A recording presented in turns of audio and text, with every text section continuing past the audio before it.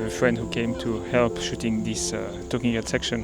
And good morning from Miyajima. Today I'm back again here shooting with this setup, the Sony a7C II with the 28-60mm kit lens. It has a pretty bad reputation. Most people get their Sony cameras, the body only, and buy another lens, or some people getting the kit just sell the lens right away to make a very tiny profit out of it. But is this lens really to be avoided? Of course, it is not fast. It starts at f4 and ends at f5.6 on the long end.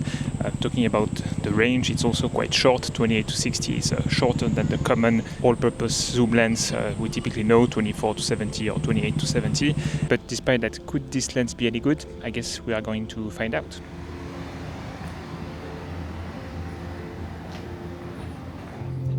There's a beautiful scene in front of me. You know, I love using the touch tilt in some of my composition, and here is a good example because I'd like to incorporate, of course, both the pagoda and this red post box. But if I keep my composition leveled, I have to compose in a way that too much of this very bright area here show to really manage to incorporate the post box. So by tilting the perspective, I can make this bright area a bit smaller, incorporating the post box and having also the pagoda nicely on the left side third. I think it works well, and it's a good example where I can explain why I use the Dutch tilt.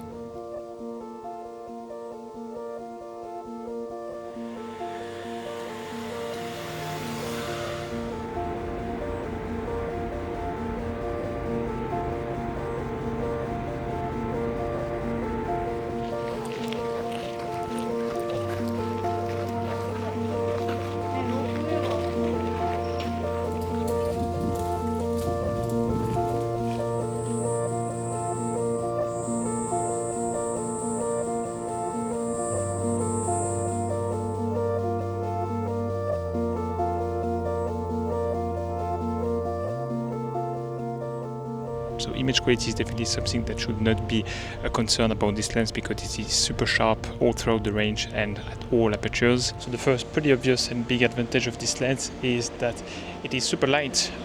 I said before that the range is quite short and it is not a fast lens, but that makes possible to manufacture a very light lens. It's also very compact, and for a zoom lens that still has this range 28-60, it's almost unbeatable. It is lighter and more compact than some of the prime lens out there. And having this amount of range in a small and light package like this is pretty awesome because 28-60 is already starting to get pretty tight, and you can compose pretty abstract stuff, which is pretty cool. And at 28, it's the perfect street photography lens when you are into small, tiny alleyways or somewhere very crowded. And f4 at 28 on full frame is almost the same in terms of depth of field and bokeh you can get as what you get on the Ricoh GR3.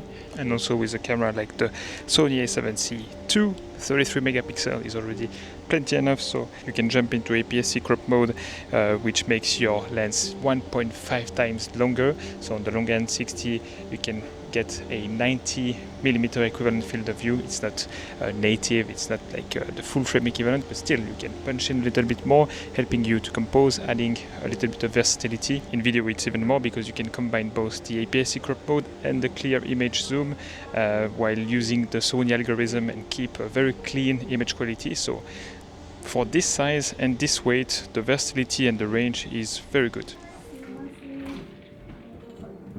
Cuando nos miramos, no hay nada. Todo lo que hubo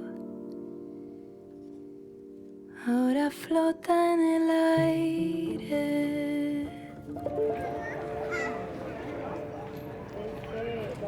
No sé si volverás, no sé si quiero que lo hagas.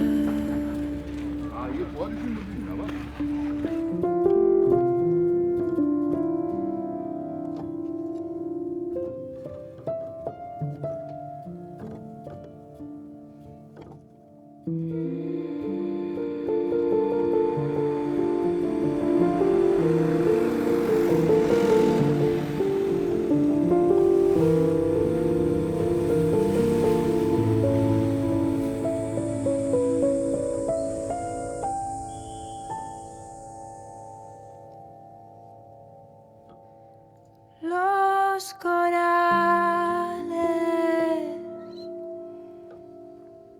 emanan su último brillo. The lens is also made in this kind of collapsible format, which could be a negative at first, but honestly, I think it's a good thing, especially to learn.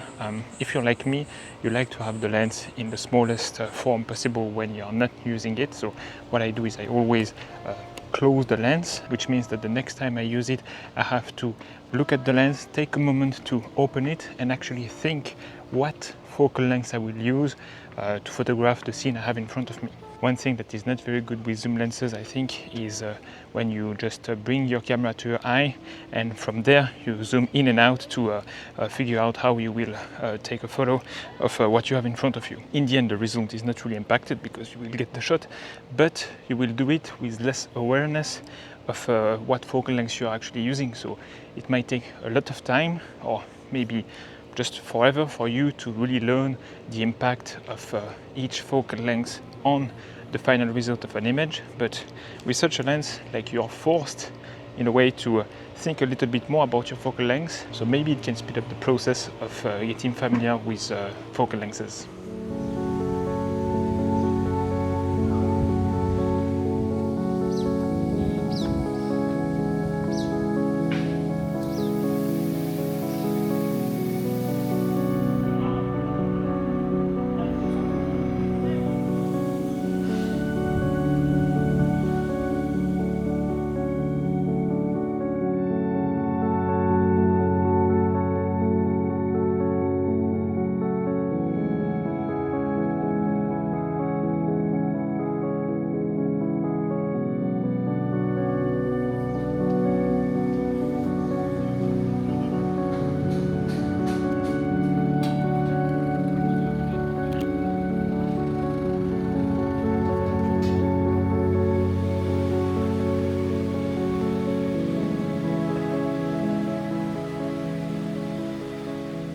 One other negative point about this lens is how it is unpleasant to spin the zoom ring around. It is very squeaky and it's easily gets stuck, so it's really not that smooth.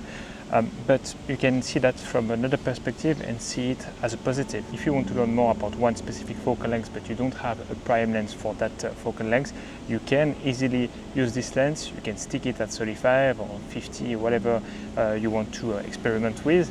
And because it is kind of sticky and it's not smooth, it will stay in place. With other more premium lenses that are heavier and the zoom ring is more smooth, they are easy to not stay in place. So without you noticing it, you wanted to shoot at 35 and you end up at 50 after a few minutes shooting only at 50. So once again, it's seemingly a negative point about that cheap lens that you can turn into a positive depending on your use case.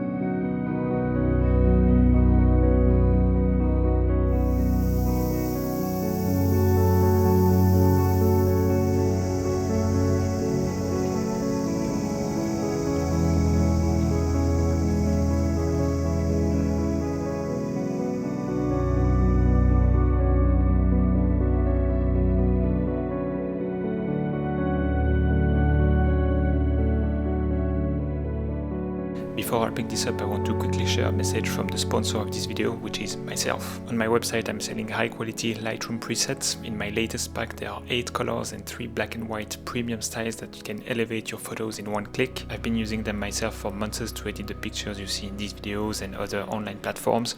The returns I got from a lot of you who already got the pack has been extremely positive, and I'm super grateful for that. On my website, you can also find LUTs and digital zines, which are the best way to support me and the channel at an affordable price. There are already 2 of them available available and a lot more will come in the future. So if you want high quality presets compatible with Lightroom Classic and Lightroom Mobile, or you simply want to support the channel, head over to my website. That would mean the world to me, and it helps making these videos even higher quality and more interesting to watch.